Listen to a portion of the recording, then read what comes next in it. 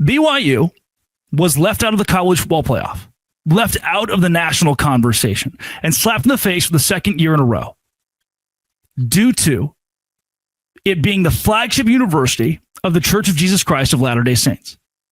Is that a true statement? You tell me. Because the evidence that I look at now, what I see is happening to BYU goes further than just, they weren't good enough, or they're not in the SEC. All the way back to when BYU and Utah were rated just right next to each other by the College Football Playoff Committee 5 weeks ago. They loved Utah. They were all over Utah. And if Utah was 11-1 and had beaten BYU, they're certainly in the College Football Playoff. They kind of told us that. So why isn't BYU? Why do we get to use the words eye test?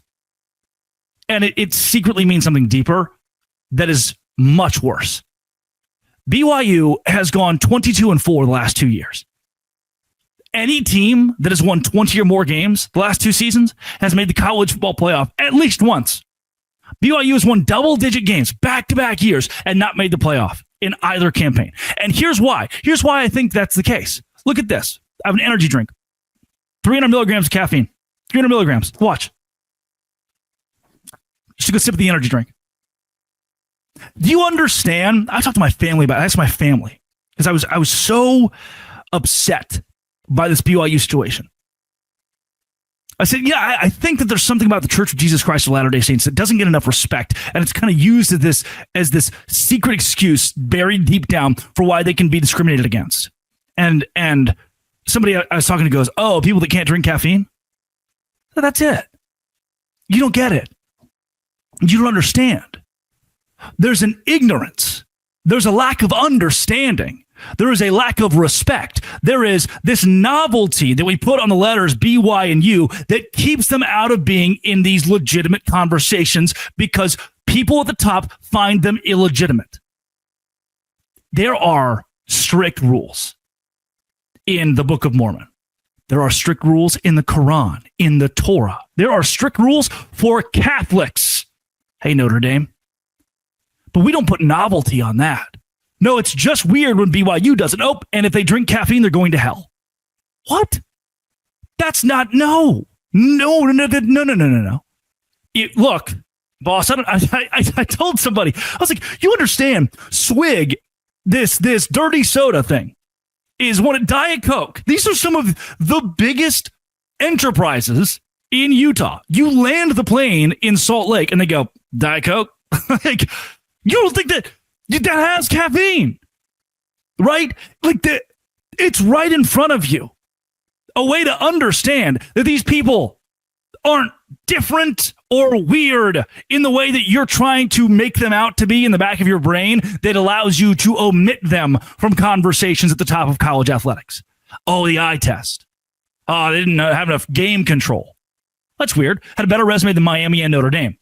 Like even Scott Van Pelt was like, oh, I was looking. He said this on a show yesterday, on Monday. He said, I was looking and BYU has a better resume than Notre Dame and Miami. A little late there, Scott. You would say that. ESPN would say that the day after the committee releases its rankings. Look at the historical fan behavior, this anti-LDS. BYU fans and players repeatedly subjected to hateful, derogatory religious slurs and chants at stadiums like Cincinnati and Colorado and Arizona and Oregon and Stanford. And look, I really, as I started to sit down and think, could it be? Is there really some sort of religious discrimination or anti-LDS hate in the middle of this? And I found something that I didn't in my research for the show that I didn't know was a thing. The never again BYU mentality. I was reading an article that says some analysts point to an alleged historical mentality among CFP powers that dates back to BYU's 1984 national championship. A feeling of never again BYU that seeks to protect the SEC and Big Ten elite dominance over perceived outsiders. You're not like us. We don't want you here. Never again, after 1984, will the little school like BYU be crowned national champions. This fluke can never happen again. If you look at the national championship list, national champions list since 1984, power conference, big brand, big brand, big brand, big brand. Never again, BYU. Why? What about the honor code? Like Jake Retzlaff is going to play in the college football playoff and BYU is not. And it can bother you. You're allowed to be a little bit bothered by that. Like they look at BYU and they say, oh, they can't play on Sundays. They have that honor code where the quarterback who's leading Tulane right now couldn't play for them. No Sunday practices. Campus lifestyle is different. They're not like the other universities. They're not like the other teams. There's no way that the religious school will travel because we're looking at religious schools across the country like Valparaiso, and they don't travel. That fan base doesn't travel. We look at schools that have a higher standard, like Navy or Army, and that fan base doesn't really travel quite as much. This is like I wonder if the playoff committee knows that you send BYU to any stadium in America. Listen to this. Listen to this. This is where you bring a conversation to your water cooler and own that conversation. You send BYU to any stadium in America, including Hard Rock Stadium, the home of the Miami Hurricanes, and they will have more fans than the Miami Hurricanes. Dallas, LA, New York, Boston, and BYU will have more fans at each of those locations than Miami, as well as the heart of Miami and Hard Rock Stadium. The BYU fans would outnumber the Canes. They don't understand that. The committee doesn't understand that. There's a media disrespect. There's a brand disrespect. This newcomer, this lifeline was given to BYU. They've won 22 games. Their strength of record, it's an objective metric of quality, was better than Notre Dame and better than Miami. But subjectively, we decided to leave them out.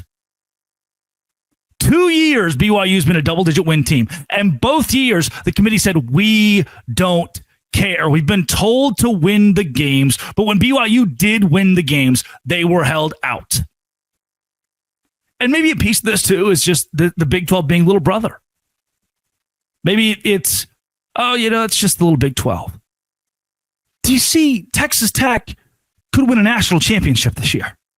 BYU in the NIL game is excelling, soaring, doing things that are revolutionary for the Big 12 conference.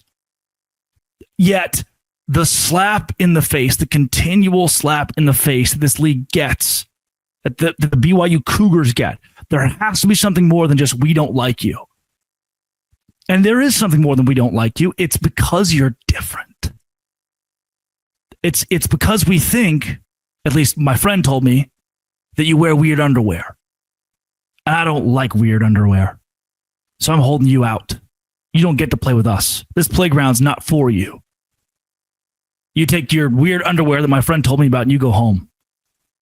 And the fact that the ignorance, there's ignorance for people who have like doctorates, right? Or been athletic directors for years, the top of the sport. They just don't know. It's sad, man. It's really, really sad. So I'm sorry, BYU, that this is the world that college football has created for you. A world of religious discrimination. And it sucks hard. I don't know. I don't know what we do. Hopefully I'll figure it out. Don't make me commissioner. I wouldn't do very well. I have common sense. Maybe I would do well. But this has been, it always will be, Locked On. Thanks for making it your first listen every single day. Dose Grande.